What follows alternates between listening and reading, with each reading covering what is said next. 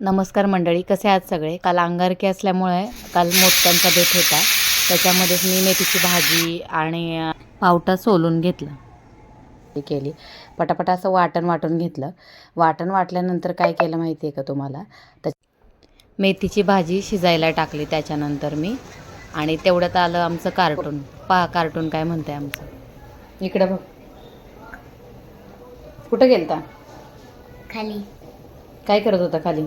खेळत होतो. बरं. नारळ आणायला विसरलेले. नारळ होता देवीचा गुरुवारचा. मग दिला की वेदांच्या काकांका झटकीपट फोडायला. म्हणलं आले तर बसून कसं देणार मी तरी. म्हणलं मी काम करते, त्यांना पण जरा कामाला लावावं. मग काकांनी त्याच्या नारळ फोडून दिला आणि पाणी त्याच्यात होतं, पण जरा वरती सुकल्यामुळं तो निघत नव्हता. मग त्यांनी आल्यावर आतमध्ये सुरीने कौलून काढला. त्याच्यात ह्या आमच्या कार्टूनची मध्ये लोडबोड. त्याला भीती तरी आहे का काय, लागल बिगल काय? काय चमत्कारी पोरग आहे बाई. पण ठीक आहे, असू दे.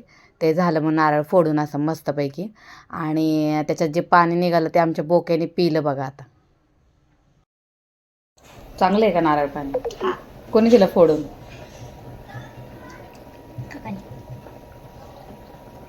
नारळ पाणी पिऊन बोका गेला बाहेर. मग मी पटकन पीठ मळून घेतलं मोदकासाठी पण आणि चपात्यांसाठी. त्याच्यात आले वेदांच्या बाबांमध्येच.